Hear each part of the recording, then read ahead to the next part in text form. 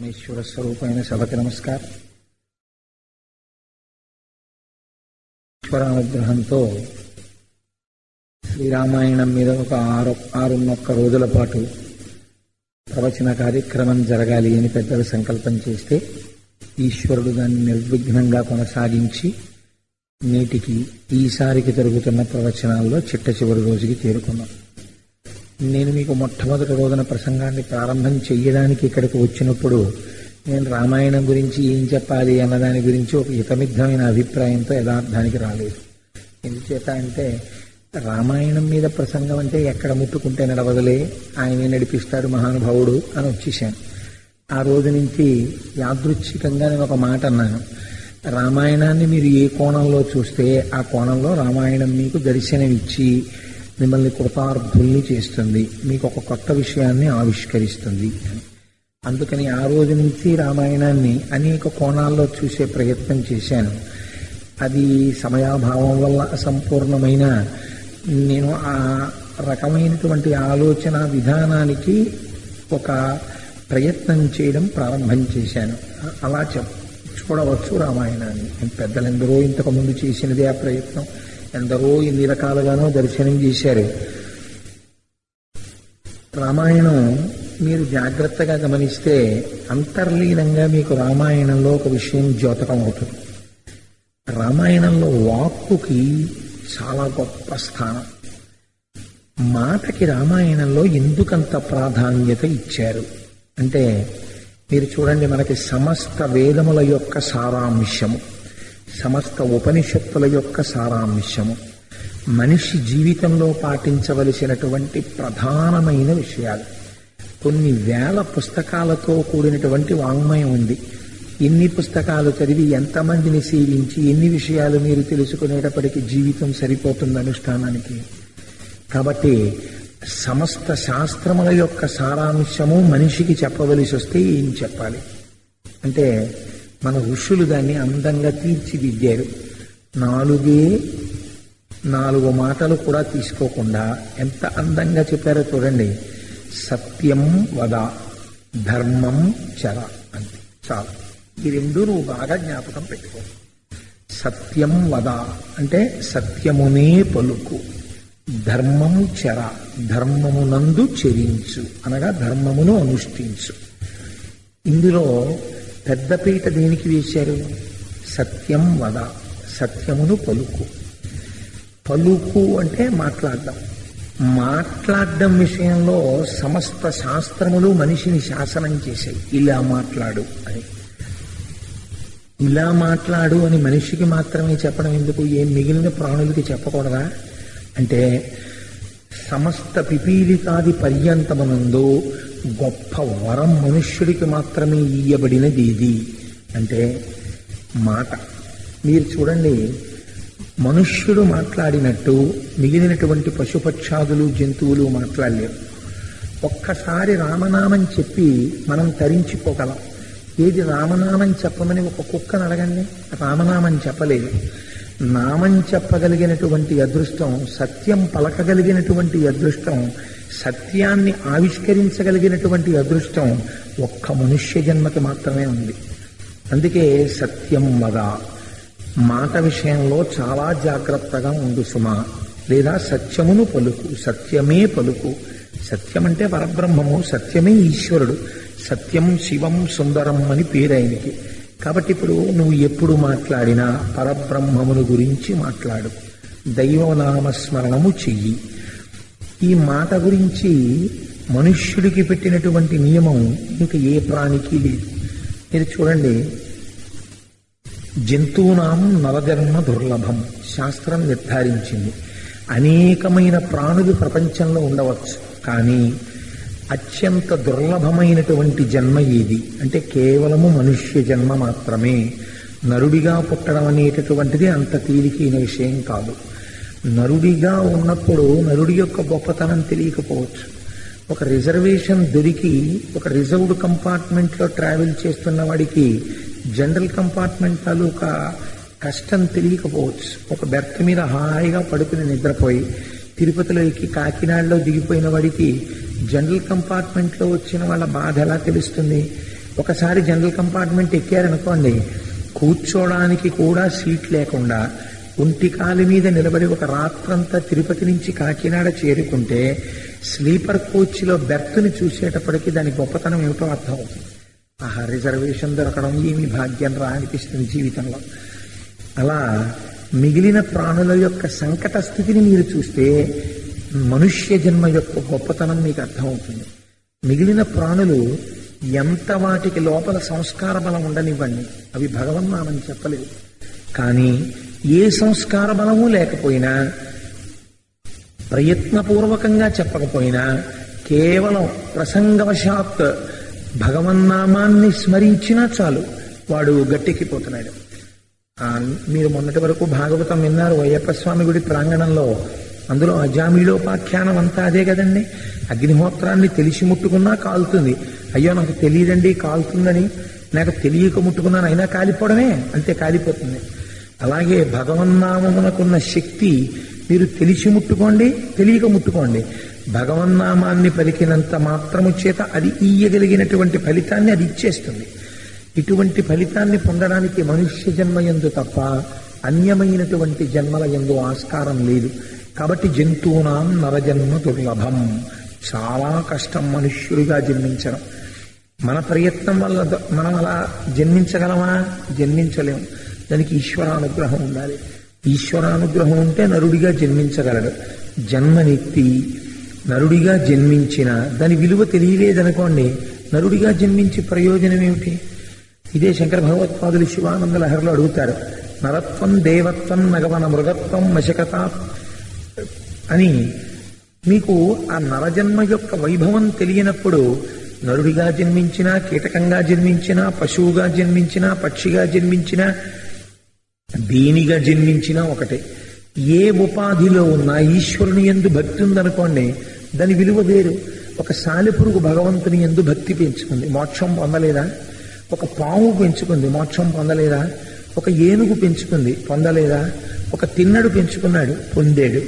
మేము చాలా మహాపండితులమని విర్రవీగినటువంటి వాళ్ళు, భగవంతుని యందు భక్తి లేని వాళ్ళు అధపాతాళానికి వెళ్ళిపోయారు.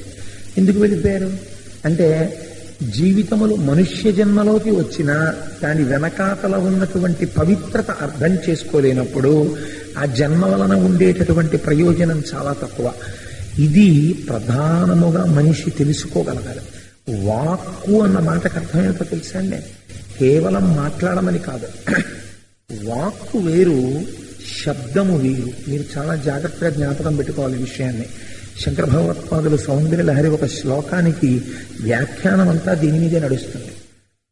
శబ్దము అంటే అది ఒక అర్థాన్ని ప్రతిపాదన చెయ్యదు. ఒక్కొక్కసారి నేను తప్పట్లు కొట్టాననుకోండి, మీరందరూ వెనక్కి తిరిగి చూస్తారు, ఎవరో పిలుస్తున్నారు, నన్ను పిలుస్తున్నారో ఏమిటో అని. ఉదాహరణకి నేను ఒక వస్తువుని కింద పడేశాను అనుకోండి, అందరూ తిరిగి చూడవచ్చు, చూడకపోవచ్చు. లేదా నేను ఇక్కడ ప్రసంగానికి వచ్చి మధ్యలో ఈ మామిడి పండుని తీసుకుని అలా పడేశాను అనుకోండి. అలా పడేశారంటే కోటేశ్వరారు ఇందులో ఏదైనా అంతరార్థం ఉందా రామాయణ సంబంధంగా అని మీరేం ఆలోచించరు. ఏమో అదో వెర్రిలా ఉందని మధ్యలో మామిడి పండు కింద పడేశాడు అనుకుంటాను, అంతే కదండి. అంతేగాని ఇది ఒక చిన్న ధ్వని చేస్తుంది. ఆ ధ్వనికి ఒక అర్థం ఉంది అని మీరు అనుకోగలరా? అన్ని వేళలా శబ్దాలకు అర్థాలు ఉండవు. రాత్రి పడుకోపోయే ముందు ఫ్యాన్ ఇంకా బాగా తగులుతుందని మనసాన్ని జరుపుతాడు, అది కిర్రుమనో కీచుమనో ఉంటుంది. దానివల్ల నాకు ఒక గొప్ప విషయం బోధకమైంది అంటాడు ఎవడైనా. శబ్దమునకు అర్థం ఉండదు, కానీ వాక్కునకు అర్థం ఉంటుంది. అర్థము లేని వాక్కు ప్రపంచంలో ఉండకూడదు, అది వెర్రి. అర్థవంతమైనటువంటి వాక్కు ఉంటుంది. అలా వాక్కు పలకగలిగినటువంటి శక్తి ఎవరికి ఉంటుంది? ఒక్క మనుష్యుడికి ఉంటుంది.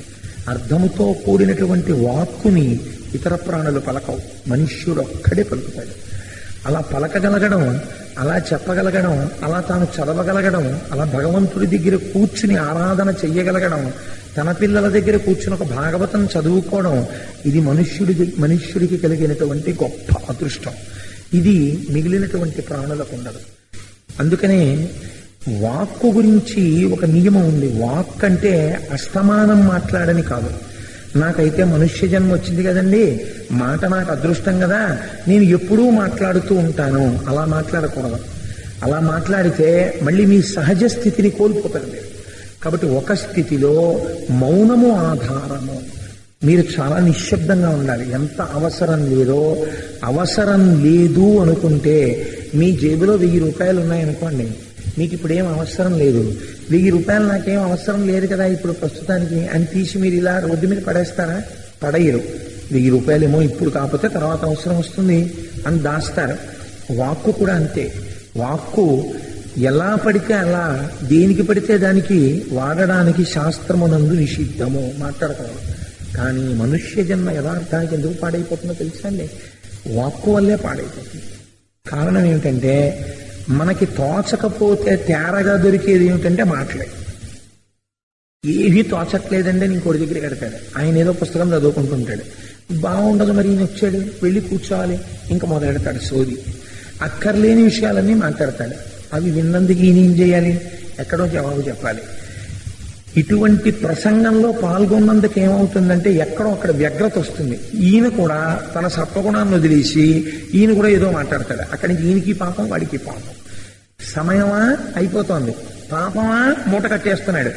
ఈ వాక్కు మౌనమునందుండి అవసరమైనప్పుడు భగవన్నామ సంకీర్తనంగా ఎంత అవసరమో అంతే మాట్లాడగలగడం చాలా కష్టం. అది బహుశः ఆ వాక్కు యొక్క విలువ అంత అర్థం చేసుకుని అంత తక్కువగా మాట్లాడగలిగినటువంటి లక్షణం ఎక్కడో తప్ప ఉండదు.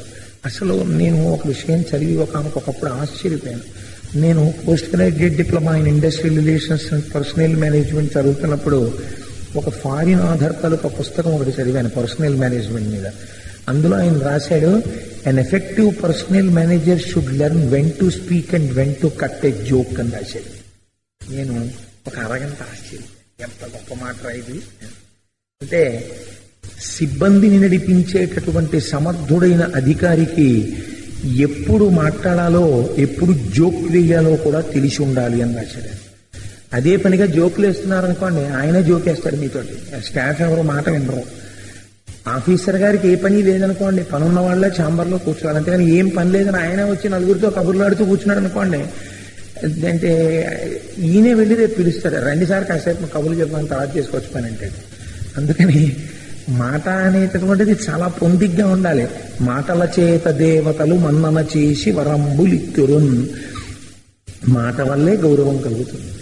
మాట ఎంత గొప్పదో శాస్త్రం ఒక విషయం చెప్తుంది.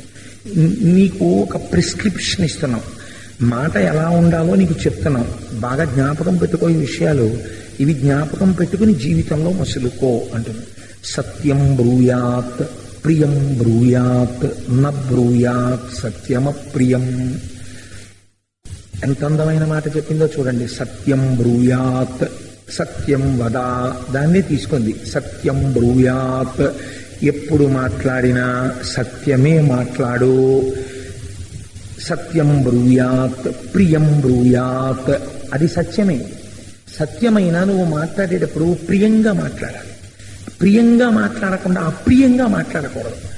ఉదాహరణకి ఒక డాక్టర్ గారి దగ్గరికి ఒక పేషెంట్ వెళ్ళాడు అనుకోండి, వెళ్ళి డాక్టర్ గారు ఇంకొక 3 రోజుల్లో పరీక్షలండి, చాలా కష్టపడి ప్రిపేర్ అయ్యాను, నాకేమో జ్వరంగా ఉంది, తగ్గిపోతుందా డాక్టర్ గారు, పరీక్ష రాయగలనా అన్నాడు అనుకోండి, నేను తప్పకుండా ఇంజెక్షన్స్ చేస్తున్నాను, నీకేం పర్వాలేదు, రేపటికల్లా తగ్గిపోతుందా, నువ్వు సంతోషంగా వెళ్ళి పరీక్ష రాస్తావు, ఫస్ట్ క్లాస్లో పాస్ అవుతావు, కానీ మళ్ళీ రిజల్ట్స్ వచ్చిన తర్వాత నాకు చెప్పడం మర్చిపోకే, ఒకసారి వచ్చి కనపడవు అన్నారనుకోండి డాక్టర్ గారు, సగం బలం వచ్చేస్తుంది.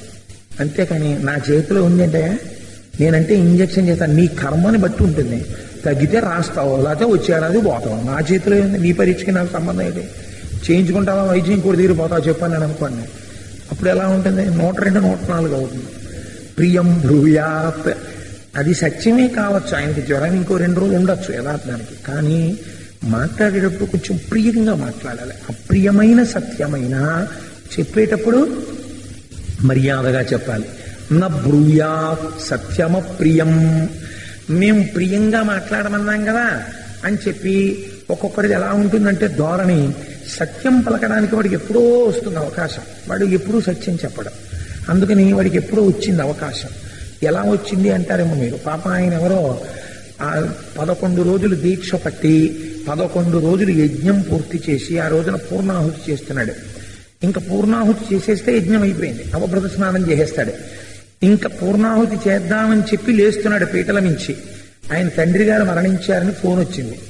వెంటనే వీడికి నాళ్ళకి దొరికింది సత్యం చెప్పడానికి అవకాశం, మీ నాన్నగారు చచ్చిపోయారని. పరుగు పరుగును వచ్చి, ఏమో నువ్వు పూర్ణాహుతి చేయకు, మీ నాన్నగారు చచ్చిపోయారు అన్నాడు అనుకోండి. ఇప్పుడు మీరు వాడు సత్యం చెప్పలేదు అని మీరు అనగలరా? వాడు సత్యం చెప్పాడు. అలాగని ఇప్పుడు అంత అర్జెంటుగా సత్యం చెప్పకుండా ఒక్క 10 నిమిషాలు ఆగేది అనుకోండి, పూర్ణాహుతి అయిపోయింది అనుకోండి.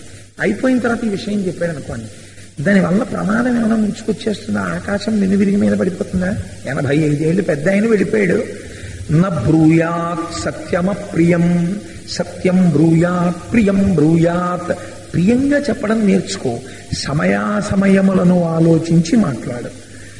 అలాగని మేము ప్రియంగా మాట్లాడమన్నారు కదండి మీరు, అందుకని వాడు ఫెయిల్ అయిపోయినా పాస్ అయిపోయాడని చెప్తాను.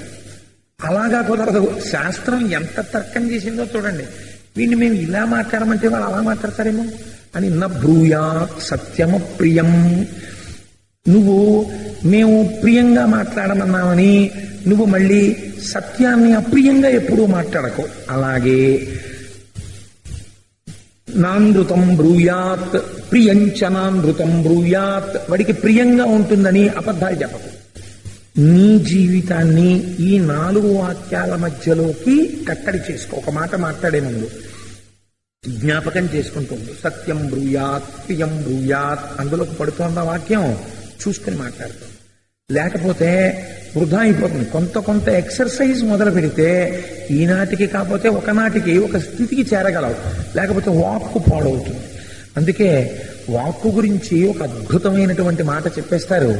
దాంతో చెప్పి నేను రామాయణంలోకి వస్తాను. వాక్కు యొక్క వైభవానికి మీరు చూడండి. జిహ్వాగ్రే వర్తతే లక్ష్మీ. అసలు లక్ష్మీదేవి ఎక్కడుంటుంది అని అడిగారు. లక్ష్మీదేవికి స్థానాలు ఏదో 5 స్థానాలు చెప్తారు. మారేడు దళంలో ఉంటుంది, ఆవు యొక్క పృష్ఠభాగమునందు ఉంటుంది, అలాగే స్త్రీ యొక్క పాపట ఎందుంటుంది, అంటే పెళ్ళైపోయిన ఆడవారి యొక్క పాపటకి ప్రారంభ భాగమునందు లక్ష్మీ స్థానం ఉంటుంది, పద్మమునుంటుంది, పద్మమునందుంటుంది, ఏనుగు యొక్క కుంభస్థలమునందుంటుంది. ఈ 5 లక్ష్మీ స్థానాలు. ఈ 5 కాదయ్యా, అసలు లక్ష్మీ స్థానం ఏమిటో తెలుసా? నీ నాలుక చివర లక్ష్మీదేవి ఉంటుంది.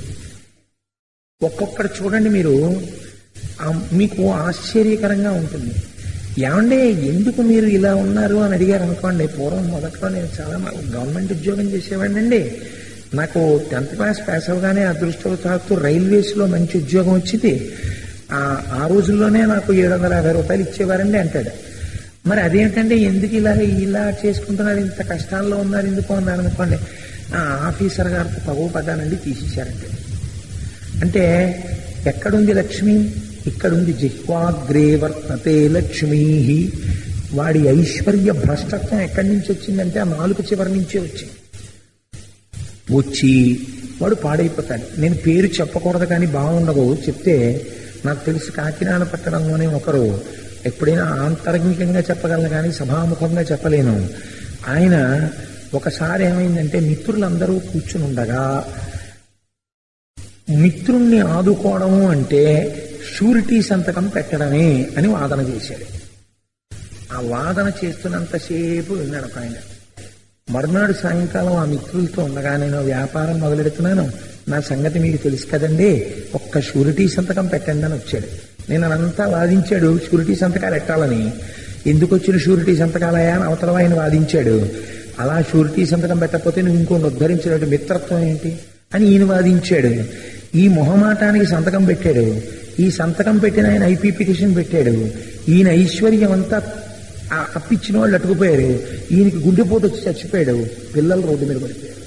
ఈయన ఐశ్వర్యం అంతా. ఇప్పుడు చెప్పండి, జిహ్వాగ్రే వర్తతే లక్ష్మీ కాదని మీరు అనగలరా?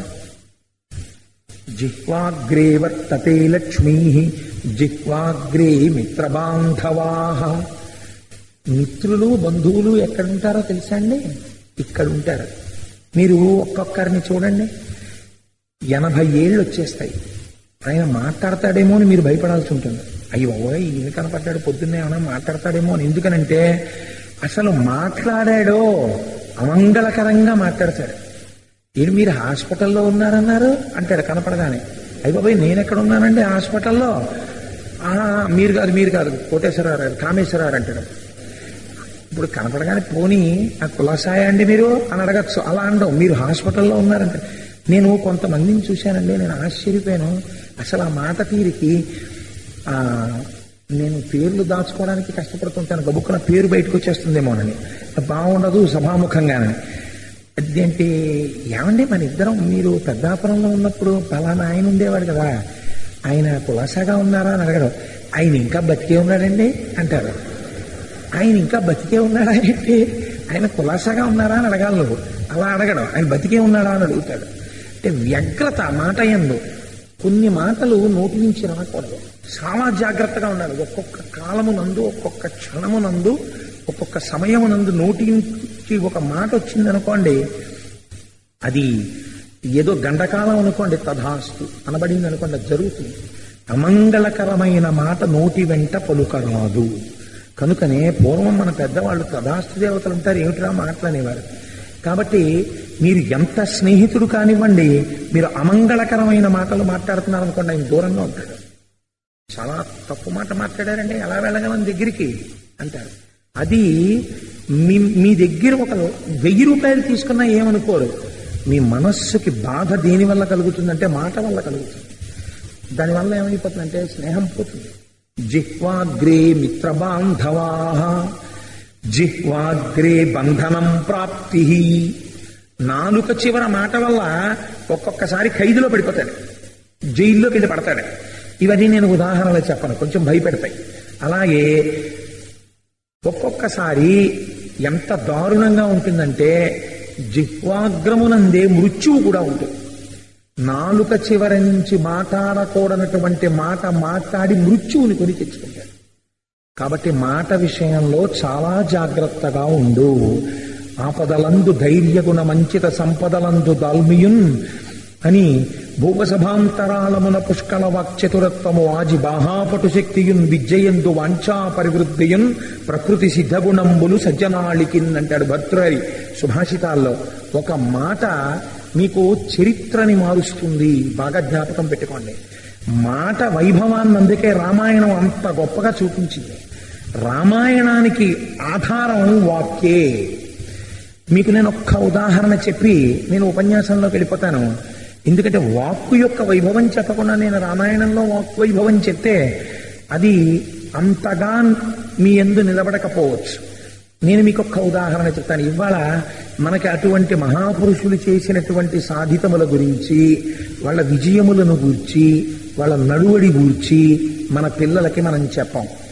ఒకరో ఇద్దరో వాళ్లే ఈ దేశాన్ని తీర్చిదిద్దిన వాళ్ళల్లా వాళ్ళ గురించే చెప్పడం సంప్రదాయమైంది ఈ దేశానికి. ప్రయత్నపూర్వకంగా సమాజంలో పెద్దలు ఆర్యరావు గారు లాంటి వారు పూనుకుని విద్యార్థి లోకానికి అటువంటి మేలు చెయ్యకపోతే ప్రమాదము పొంచి ఉన్నది. ఈ దేశానికి స్వాతంత్రం వచ్చినప్పుడు 555 స్వదేశీ సంస్థానములున్నాయి. విభజించి పాలించు అన్నది బ్రిటిష్ వాళ్ళ సిద్ధాంతం. భారతదేశం ఇప్పుడు మీరు చూసిన మ్యాప్ కాదు, independent India. By the time Britishers declared freedom to India, it was a splintered group. 555 స్వదేశీ సంస్థానాలు ఉన్నాయి. వేటిని మీరు ఇండియన్ యూనియన్ గా చూపించడానికి వీల్లేదు. అటువంటి సమయంలో భారతదేశానికి హోమ్ మినిస్టర్ గా ఉన్న సర్దార్ వల్లభాయ్ పటేల్ ఒకే ఒక ప్రసంగం చేశారు. ఇవాళ మీరు చెప్పండి, గుండెల మీద చెయ్యేసుకుని ఎన్ని చోట్ల సర్దార్ వల్లభాయ్ ఆ రోజు చేసినటువంటి ప్రసంగ పాఠం ఇవాళ అవైలబుల్ గా ఉంది దేశంలో. ఎంతమంది విద్యార్థులకు ఇవాళ అసలు ఆ ప్రసంగ పాఠం తెలుసా? ఆనాడు పటేల్ గారు చేసిన ప్రసంగం మీకు తెలుసా? పటేల్ గారు చేసిన ఒకే ఒక ప్రసంగానికి 500 పైచిలకు స్వదేశీ సంస్థానాల అధిపతులు తమ తమ రాజ్యాల్ని భారతదేశానికి ఇచ్చేసి కలిపేశారు. అందులోకి తమ నవాబిత్వాన్ని వదిలిపెట్టేసి 2-3 వదిలితే పోలీస్ యాక్షన్ తో కలిపాడు మహానుభావుడు. లేకపోతే ఇవాళ ఇండియన్ యూనియన్ కి మీరు చూసిన మ్యాప్ లేదు. That is the credit of a వాక్కు. ఒక ఉపన్యాసానికి ఆ శక్తి ఉంది. మీరు కాదనండి, రామాయణం వాల్మీకి వెర్రివారే రాశారా? మీకు వివేకానందుడు ఎక్కడి నుంచి వచ్చాడో తెలుసా అండి? మీరు ఎప్పుడైనా వివేకానందుడి బయోగ్రఫీ జరిగితే ఎర్రసిరాతో అండర్లైన్ చేసుకోవలసిన విషయం ఒకటి మీకు కనపడుతుంది వివేకానందుడి జీవితంలో. వివేకానందుడు ఒకసారి దుర్గామాత దేవాలయానికి వెళ్ళి వస్తున్నారు. వస్తున్నప్పుడు చెట్ల మీద కోతులు కొండముచ్చులు ఆయన వెంటపడ్డాయి. వెంటపడితే ఆయన గంగానదీ తీరంలో భయపడి పారిపోతున్నారు. పారిపోతున్నప్పుడు ఆయన వెంట కోతులు మరింత వ్యగ్రతతో వెంటపడ్డాయి. వెంటబడి పీకపోతుంటే అక్కడే నిలబడినటువంటి ఒక సాధు పురుషుడు కాషాయ వస్త్రాలు కట్టుకుని అన్నాడు, ఈ పారిపోవడం, ఈ పిరికితనం నీకు జీవితాంతం అలవాటవుతుంది. కోతులు తరిమితే పారిపోతావా? నిలబడు, ఎదురు తిరిగో, ధైర్యంగా నించో, నీకన్నా హీన ప్రాణి అది నిన్ను చూసి పరిగెత్తాలా, నువ్వు దాన్ని చూసి పరిగెత్తాలా అన్నాడు. అంతే.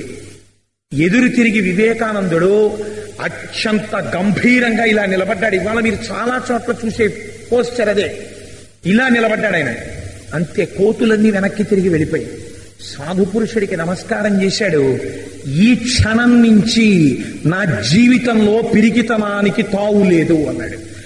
ఆ వివేకానందుడు అమెరికా వెళ్లి మాట్లాడితే ఇవాళ గొప్ప గొప్ప ప్రసంగాలు చేస్తున్నామని తిరుగుతున్నటువంటి మతాలెన్నో తోక జాడించి పారిపోయి అమెరికాలో. అది వివేకానందుడికి ఎక్కడి నుంచి వచ్చింది ధైర్యం? ఒక సాధు పురుషుడు ఆనాడు చేసినటువంటి ఒకే ఒక్క మాట వివేకానందుడిని జీవితంలో మార్చేసింది. రామకృష్ణ పరమహంస చెప్పిన ఒకే ఒక్క మాట ఒక గొప్ప శిష్యుడిని తయారు చేసింది నిత్యానంద స్వామిని.